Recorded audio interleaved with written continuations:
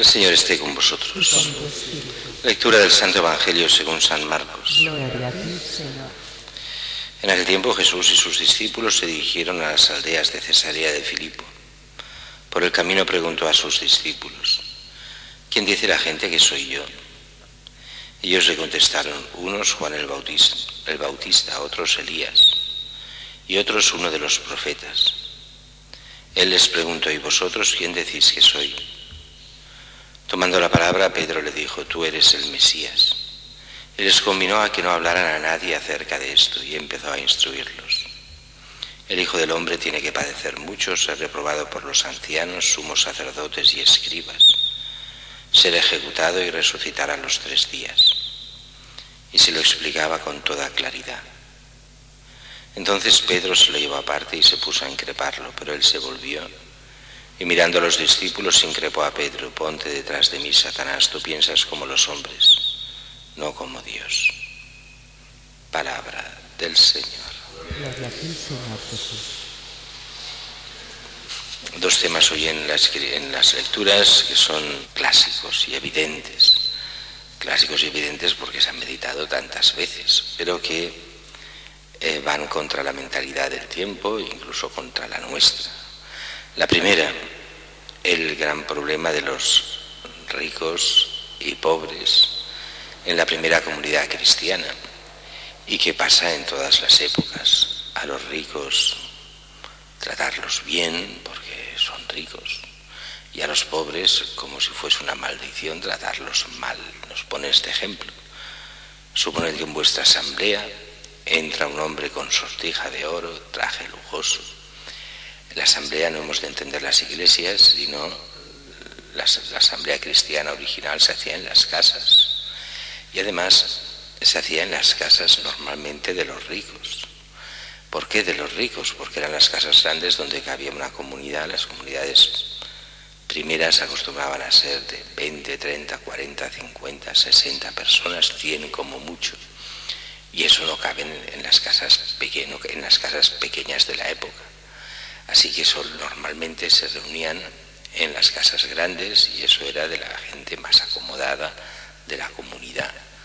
Solo será bastante más tarde, hacia el siglo III, IV sobre todo, pero en el III ya empezarán las primeras casas iglesia, ya en el siglo IV se generalizarán. Pero en ese momento las reuniones son en las casas, la misa es en las casas. Y es en ese momento que dice: bueno, entra este hombre con sortija de oro y traje lujoso, también un pobre con traje mugriento. Si vosotros atendéis al que lleva el traje de lujo y le dices: siéntate aquí cómodamente, y al pobre le dices: quédate ahí de pie o siéntate en el suelo, a mis pies, no estáis haciendo discriminaciones entre vosotros. Esto es lo que muchas veces se ha criticado a muchos curas. ¿Cuántas veces lo hemos oído? Los curas solo se preocupan de los ricos, de los pobres pasan. Solo van a visitar las casas de los ricos, van a comer en las casas de los ricos. Siempre los ricos en primer lugar, y los pobres siempre en último lugar, sino despreciados. A ver, yo no digo que eso en alguna situación y en alguna persona no puede haber sido verdad, pero no es verdad. En principio, al revés, muchas veces hay, y sobre todo en los últimos 50 años, son muchos los ricos que se quejan, que la Iglesia los desprecia. Y no es que los desprecie, el problema de los ricos es que muchos ricos, no todos, porque hay ricos donde entra la gracia de Dios y entra bien, pero muchos ponen toda su esperanza en el dinero, en sus cosas, en sus haberes. Y claro, cuando ya ponen su esperanza no en Dios, sino en tantas cosas y en lo que tienen, prácticamente ese egoísmo los cierra a Dios. Y entonces es claro que toda la doctrina evangélica nos lleva a advertir a los ricos qué difícil tienen, aquello que decía Jesús mismo: qué difícil es que un rico se convierta, más fácil es que un camello pase por el agujero de una aguja, que un rico entre en el reino de los cielos. Claro que Dios lo puede todo. Claro que hay ricos cristianos y buenos cristianos, pero pocos.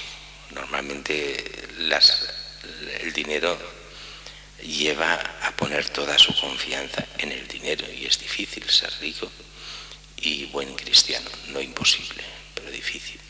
El gran problema es que en los últimos 50 años o más, muchos pobres tienen mentalidad de ricos.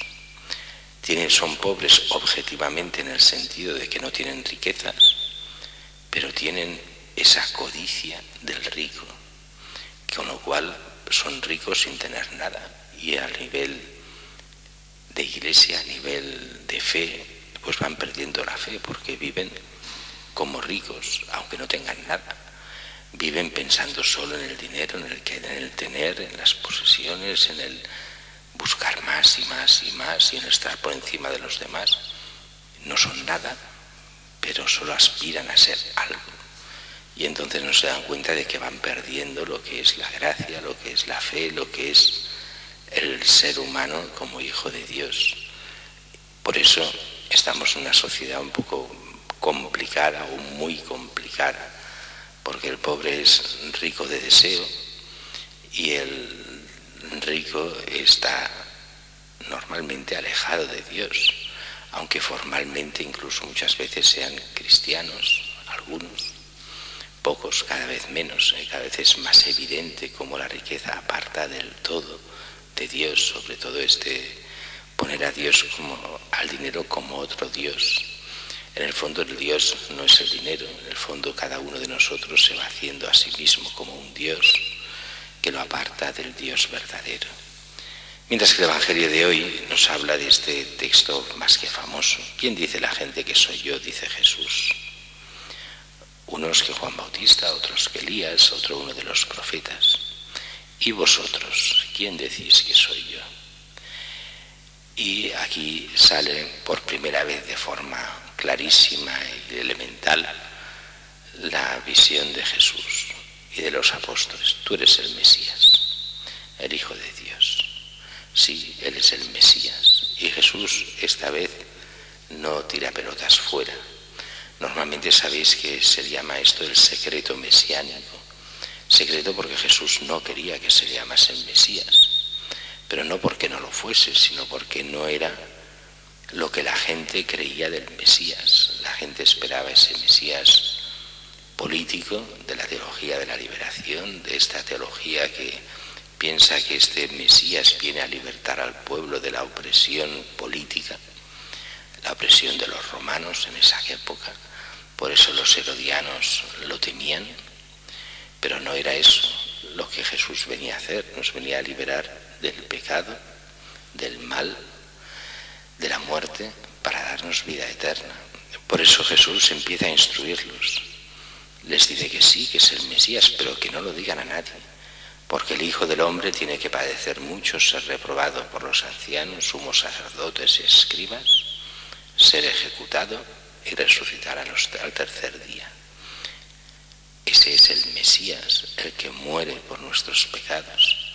Y todo eso no entienden nada. Y dices, lo explicaba todo con suma claridad, pero los apóstoles no entienden. También ellos piensan en el Mesías guerrero, en el Mesías rey, en el Mesías libertador político. Ellos piensan ser los primeros ministros de este nuevo reino. No han entendido nada. Y por eso Pedro, que no entiende esto de que tenga que ser ejecutado, que morir, ni resucitar, no entiende nada de eso, se empieza a increpar a Jesús. Señor, eso no puede ser, eso no es así, como si Jesús tuviese un bajón y le hubiese dado, yo qué sé, un momento de haber perdido el oremus, de haberse quedado un poco como, pues Jesús se lo dirá claro a Pedro: lejos de mí, Satanás, piensas como los hombres, no como Dios. Y ahí viene el gran problema de todo cristiano, ese cambio de mentalidad, pensar como Dios, buscar lo que realmente, lo que Dios es y hace. Y eso solo lo encontramos en Cristo. Es meternos realmente en la mentalidad de Dios, o sea, en la mentalidad del Evangelio.